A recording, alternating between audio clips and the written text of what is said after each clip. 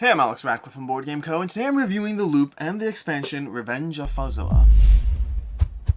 The Loop is a cooperative game from Pandasaurus Games, a 1 to 4 player game which you're going to be trying to stop Dr. Faux from, well, messing around with time. The general idea of this game is it's a standard cooperative game. You do good things, bad guys or game does bad things, rinse and repeat the cycle until you ultimately win or lose, and how you win or lose will depend on the exact scenario you're playing with. The game comes with the base game. We'll talk about different things about what the expansion adds, we'll have it all broken out, timestamps to all the stuff, but the base game comes with like 4 scenarios or whatever it is to go through, in which the basic idea is you have to ensure that the bad things don't happen. The bad things in this case is if you have too many of these vortexes coming into play, if these vortexes come into play, you will ultimately lose. If a 4th vortex is placed, you lose the game. If a 2nd vortex is placed in a spot where you already have a vortex, well then you lose the game. Alternatively, if you run out of time, there's going to be 3 cycles over here, and if you go through all 3 cycles, all 21 turns, and you have not won, then you lose the game. Vortexes are created by dropping cubes down these towers, and depending on how they land, if you ever have, you're going to put them down on these spots, and if you ever have to place down a cube and cannot do so, if there's ever a 3rd cube and then a 4th cube, at that point you're going to place another vortex in place. And like I said already, if that place already has a vortex, well then you're going to go ahead and lose the game. So you're trying to be mindful of these cubes and how they come out, trying to be mindful of the flow of them, because this is where we go to the fact, well, let's just walk you through a turn cycle. That'll all make a whole lot more sense with a turn cycle.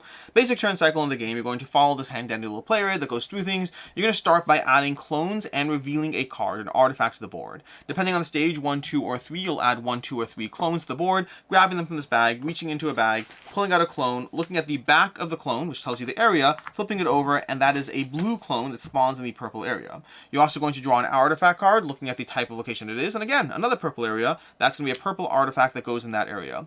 From there, the players are going to start taking actions, and the action sequence in this game is basically utilizing your own hand of cards and your own player abilities. So over here, we have a character, we have the ability over here. Every character has a free move they can use every single round over here. You can move 1 era. Eras are going to be the regions around the board, and then you can use your abilities over here. So for example, you can go ahead and tap this card to add an energy, and it's going to be very helpful to your current era, to the previous era, which means 1 prior over here. We're going to tap this card to discard or destroy a card in your hand. So for example, we can discard or destroy this card, and then get rid of one of the clones from the matching era, which is going to get rid of one of those cards. And then we can go ahead and tap this card over here to push 1 clone to adjacent era, so we can push this clone over to this era, and whenever a clone enters its own era, it's going to have a little bit of a spike and just disappear into time. Clones don't like being in the era that they came from. That's the basic sequence. You're using these cards, you're tapping these cards as you go in order to take the abilities on them, in order to get rid of the cubes, in order to get rid of clones, in order to move around the board, in order to gather more energy and doing all of that. But then you get up to one of my favorite parts in the game, which is the concept of the loop.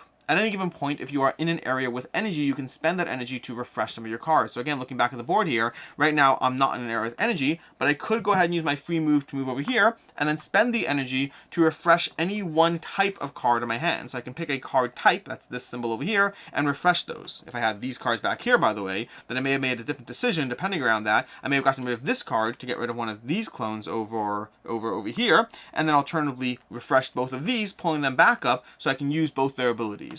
In general, whenever you whenever you pull a loop, you're refreshing a card type, and so trying to build a deck around that card type, and yes, there is a little bit of deck building in this game, is going to be helpful, because if you have 2 or 3 of a type, you'll have stronger loop turns, and you can keep repeating loops. Your first loop each turn costs 1 energy, your second loop each turn costs 2 energy, your third loop each turn costs 3 energy, etc., onwards and so forth, as you try to consume energy in order to repower up your cards and take stronger and stronger turns, because the bad guys are activating the entire time. And that's the good guy, bad guy loop. Bad guys are going to go ahead. I think I forgot doing the good guy, bad guy loop to tell you that you're supposed to also, I forgot this part, it's a big part of the game, doing the bad guy loop, you're going to flip over one of these cards over here, look at the number of clones in that area. So for example, if this clone were still here, we'd go ahead and say we have 2 plus 1 clone, plus the clone. So in this case, we're drawing 3. We're going to rotate this tower to that area, to this number, the area listed over there. We're going to drop these down and have those enter the board, and over here we'd have a complete overflow because of those excess cubes. But then that's the general cycle. You're putting clones in the board, you're putting artifacts in the board, you're going to be drawing a time cycle card, of which there's 7, 1 for each era. You're going to drop cubes down to the tower, possibly causing vortexes to form. Then you take your actions trying to keep the board state in check, and what you're trying to do to win, because we haven't told you that part yet, is you're trying to complete a variable number of missions in the game. You're going to have missions going on at any given point. These little sidebars around the board are missions, at least until a vortex completely destroys it, that is. And they give you certain things to do as you're trying to win. To cause loops in the same area as Dr. Faux, to clear clones off certain areas, to use cards from certain areas. You have a bunch of missions, a specific circumstances you're trying to achieve as you try to figure out how to accomplish your missions before the endgame triggers through any one of the endgame conditions or just time running out on its own. That's the basic idea of the loop. Past that, you're going to have a whole bunch of characters that come into play with their own abilities. You have a giant deck of artifacts because, yes, you do start the game with your own unique deck. Each character comes with their own unique deck of 6 cards, but you're going to be building artifacts out because whenever you end your turn in a spot with one of those artifacts generated in the game, you get to pick that artifact up and put it on top of your deck so you'll be able to use it on your immediate next turn. So you're deck building with intent as far as which cards will work well together in your hand, which cards will work together as they come out, hopefully those cards in the right turn. You're also going to have a bunch of ways, a bunch of missions in the game as far as things that break up the exact way the basic game flow works. You can have difficulty modifications to every single one of the ways you play to make the game harder and increasingly more difficult in case you find that it's a bit too easy, and I've yet to find that it's a bit too easy, but if you do have that, you can definitely increase the difficulty in a variety of ways. You can add different challenges to the game, different things you have to go through as far as the basic core loop, but also other challenges you have to encounter, other things you're trying to solve, other ways that they're giving you an additional puzzle to deal with, and again, each one with difficulty modifications. This is the part where I'll tell you what the expansion adds. The Revenge of Fauxzilla adds a few things. First of all, it adds 2 new characters to the game, so if you want more character variability, you'll have that. It adds a bunch of new artifacts to the game that you can mix into your artifact deck, so again, more variability there. It adds 2 missions to the game, so these missions that go around the edge, when you set up the game, you can be choosing 7 from, like, I can't remember the exact number, like 10 or 11, whatever the number is. You can be choosing 7, and the expansion adds 2 more there. And then, I think one of the bigger things the expansion adds is it adds 2 new, fairly complex, a lot of rules and a lot of adjustments, scenarios to the game. It adds the 7 kaiju balls, as well as the Fauxzilla-opolis, or whatever it is, it's a mouthful, it's definitely a mouthful, but it adds 2 full different, very, very intense game modes, whereas the regular game modes in the base game are each like, a single page long. These are each like 3 pages of rules long as far as the complexity of the game mode, so it adds all of that to the experience. So basically, more content for the game, doesn't drastically change up the game in any way, shape, or form, but just gives you a lot more content to the game, which is now is a good time to get into my review, both of the loop, as well as my opinion of the Revenge of Fauxzilla, and whether you should pick this one up, whether in addition to, an exclusion to, all of that.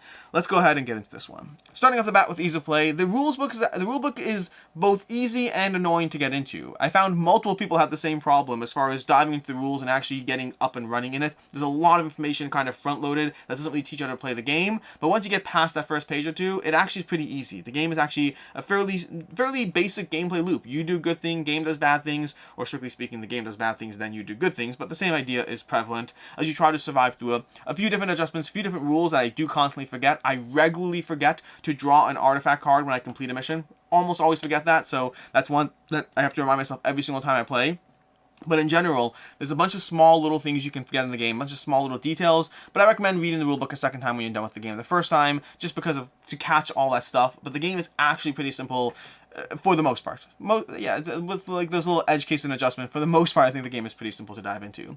As far as what I like, don't like, and can see how it's not liking, starting off the bat with a lot of stuff. I like a lot of stuff in this game. I like the card play in general. This whole sequence of the loop in general, of having a deck of cards that you're building out, taking the actions on these cards, whether they're removing cubes, or they're removing clones, or they're moving around the board, whether it's adding energy, it all gives you a lot of fun ways to feel clever in the game. And when you combine that with your basic movement you get, and your character abilities, and the fact that you can use and consume energy to move around the board, and the fact that you can then loop, you can then take actions again and again by repowering your cards, there's a lot of feeling clever on your turns. There's a lot of doing fun things on your turns as far as just having a blast playing into it and just trying to figure out the combination of stuff you're going to do, because you also have to balance all of that with trying to survive and with accomplishing the missions you're trying to accomplish, which gives you just a very solidly enjoyable puzzle of just different things happening all at once with a ton of variability. Variability in the cards, this giant artifact deck. You're only going to add a handful of artifacts to your deck in any given game, which means you have a ton of stuff to go through over here. You have a bunch of missions to go through, which gives you just a very vastly different challenges to go through, even if you just ramp your way up to the difficulty level. And again, the level 1 difficulties are not a cakewalk. even if you just ramp your way up slowly through the difficulty level of the game, of each of the scenarios, that's going to be like 12 plays before you even really have to go through much variety or much of any of the same stuff. There's a lot of variability to the experience. There's character depth, there's character variability, there's card variability, there's the mission variability, there's the scenario variability. There's just a ton of variability with a very solid puzzle at the core foundational aspect of the game. Again, the cards, the characters, and the loop. That loop is such a big thing, and it feels so satisfying. It feels satisfying to get a chain of cards where you're like, I'll add 2 energy to this location, then I'll loop and be able to add another 2 energy to this location. But then now I looped, I can go ahead and move one spot over, and I can add 3 energy to this location and loop again, costing me 3 as you keep cycling through the efficiency engine of how to get the most out of your loops. It is very satisfying as you try to figure out just the puzzle of the game.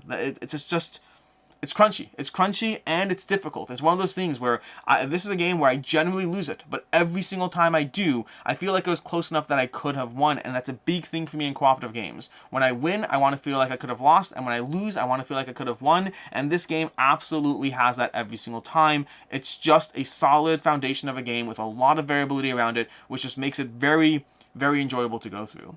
As far as what I don't like, my biggest complaint is going to be the fact that it's just very hard to tell what's going on in the game at any given time. Going back to some of the edge cases with the rules, again, some small rules things, not a lot, but the combination of scenarios constantly shifting up what's going on and adding new tokens, new tiles, new rules, new whatever, as well as the fact that just these tiles, pulling them out, it's a lot of colors going on, and it looks like a lot on the table, and it is a lot on the table. It just means that there's visually it's cluttered, and then combine that with the extra rules that are being added to scenarios, it's very easy to miss things in the game. Not a strong complaint, but I don't have any strong complaints against the game. I have small nitpicks, and that's really it. As far as I can see, others not liking, well, that's not true. That's not true. I'll take it back. There's one other thing as far as what I don't like, which is this game, to me, thrives at 1 and 2 players, and honestly, 2 players really more so. I find at 3, it's tolerable. At 4, I would not want to play it. You basically have 21 turns max. The nature of this deck is that each of these cards are going to come out with one location once. You're going to go through phase 2, phase 3. There's a degree of predictive aspect of seeing what is less and less likely to come out as you go, but that means you have 21 turns in the game. If you're playing a 4-player game, that's 5 turns each, which doesn't feel that satisfying. Not a lot of time to really do stuff with your character. 3 turns is 7 turns each. That's better, but still feels a little less satisfying. 2, I find, is where the game thrives and settles at. 2 gives you 10 turns each until you die, but you also have an opportunity to really flesh out the characters. And then 1 players, I haven't actually played the single player yet, but I've read the solo play rules. The 1 player is an actually interesting puzzle of controlling multiple characters and having a little bit more agency as far as how your cards come out. Seems like an interesting puzzle, but I'm totally fine playing this game as a solo game. I would, but I think 2 players for me is my favorite player count in terms of giving you that interaction with another person, the puzzle solving feel with another person, but without having the less involvement in your character. So for me, not only a thing I don't like, more of a thing to be aware of. For me, this is a strong 2-player game. Looks like I'll enjoy it at 1 player, but don't know. And 3 is already a step back, willing to, but a step back, and 4 is just out of the picture. As far as I can see, others not liking, first of all, the game very much does come down to luck. Now, not just across the game in general. That's absolutely true. This is the very nature of what this game is doing between the card draws, between the cube tower, between the order these come out, between anything and everything in the game. The game comes down to a lot of luck. But that shouldn't bother you at all, for the most part. Where it should and might bother, well, I shouldn't say should, where it might bother you is towards the end game. When you get towards the end game and you get multiple turns in a row where it's a question of, will we be able to survive and win? Are we about to complete that 4th mission or not? What's going to happen? Ultimately, very often, the end game is going to have a few turns where it's like, well, it depends on how the cubes fall out. If they fall out this way, we lose. If they fall out that way, we win. It depends on how the cubes come out, and it absolutely changes things up. And so there very much is that end game luck where it just could go either way. That might bother you. For me, it's fine with what the game is. I like the style of game this is going for, and that style of game does have luck in it, and I'm okay with that, but it does very much have the end game just coming down to surviving a few turns or not. Secondly, it does have new rules for all the scenarios. Now, again, the ones in the base game are not as intricate. There's still rules there, but they're a single page over here. But especially once you get to the expansion, you're going to have multiple length adjustments to the rules, which just means factor that in as far as, are you going to actually play all that additional content, or are you just going to confine yourself to the base game, which is still enjoyable. Not just the base game, but the base scenario, which is still enjoyable, but I definitely do recommend diving into other scenarios. I think you'll get a lot out of it, but it's new rules, and you have to be fine with that. And then lastly, this game does have the potential for alpha playering. The very nature of the game does result in the fact that you're looking at the cards, you're trying to figure out the puzzle, you're looking at the board, you're trying to see how you can survive. If we move this way, we can go ahead and kill those clones. If we do this way, we can push those cubes, we can add more energy, we can take a really strong loop turn. You have these cool little puzzles, and the game is tight enough that you need to be efficient at those cool little puzzles, but that means it is easy to look at the other player's hand as they're about to do things and be like, or you could do it that way. Your choice, if it's your idea, if you do sometimes have to try to decide, are you just going to be quiet and let them do their turns? Are you a group that's more victim to alpha playing? You have to know your own dynamic, but I can definitely see this one I can definitely see this being a game where an alpha player kind of has the most efficient turn all the time and ruins the experience a bit for others. You have to know your group, you have to know yourself, but it is a game that is victim to that concept. As far as final thoughts, expansion, let's talk about the expansion. Let's do the expansion, let's do final thoughts first and then the expansion.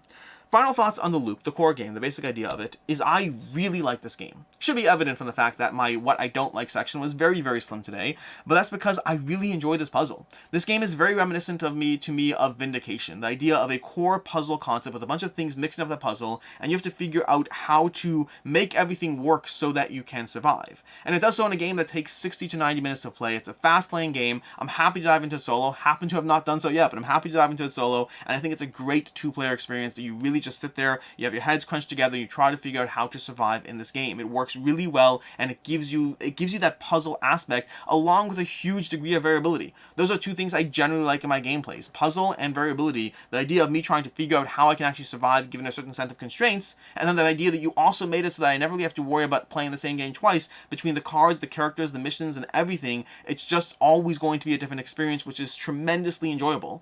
To me, this one's a 4.5 out of 5. I really like the loop. I think it's really solid. It was completely barely on my radar. I mean, Pandasaurus puts out so many games and they're often very good that sometimes I pick them up, sometimes I don't.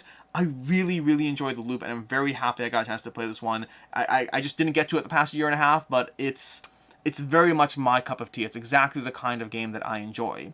As far as the expansion, what do I think about this one? I like the Revenge of Fauxzilla, and I definitely think that if you like the loop and if you want more variability, you should get this. I also think it's less necessary. Not bad. I think it's great. I'm happy I own it. If I didn't own it, I'd go out and pick it up again. I would, but it's a good expansion, but it also doesn't really change anything in any serious way. I think that if you're playing the loop infrequently, I think the base game's probably fine. I think that you have the characters, you have the cards, you have the missions, you have these scenarios. If you haven't played through every single one of the scenarios in the loop base game, then why do you necessarily need 2 more and some more characters and stuff? It's just more content. It doesn't make the game better, although you could argue that some scenarios are better. You could make that argument. They certainly are more intricate, but I don't think it overall makes the game better. I think it makes it more variable and gives you 2 more intricate scenarios. Don't get me wrong, I like it. I just think that if you're trying to be cost conscious and you haven't played through everything that the loop has to offer, you can probably hold off on picking this up till you feel you need it. As far as other game recommendations, and as far as rating, by the way, doesn't change my rating of the game. It's a 4.5 with or without this. It's just more. It's a good thing. I want more of more. Like, I'll take another expansion too, but I just don't think it's essential. As far as other game recommendations, I'm going to give 3 this time. First of all, Pandemic. Pandemic is a solid game that the loop has that core concept. Good thing happens, bad thing happens. It has that core gameplay loop, and it does so well. To me, this almost replaces Pandemic as my go-to vanilla game in that genre. Vanilla just meaning like not a giant epic dungeon crawler, not a giant legacy system. The loop, I think, is my go-to now for that general genre. Then we have Spirit Island if you want to increase your intricacy of just how much stuff is happening and how much card play and how much of a puzzle there is. Spirit Island is definitely going to be ramping it up significantly. It would be a very good next step if you like the loop and you like the puzzle it provides. I think Spirit Island is a good next step. And lastly, Vindication. That's more of a competitive game, but very much the same puzzly feel with the same degree of variability. Vindication is a competitive version of the same kind of mental gymnastics that I go through when I'm playing through the loop. And that is basically it. Until next time, I'm Alex Radcliffe from Board Game Co. Hope you enjoyed this video, and as always, I hope you have a good one.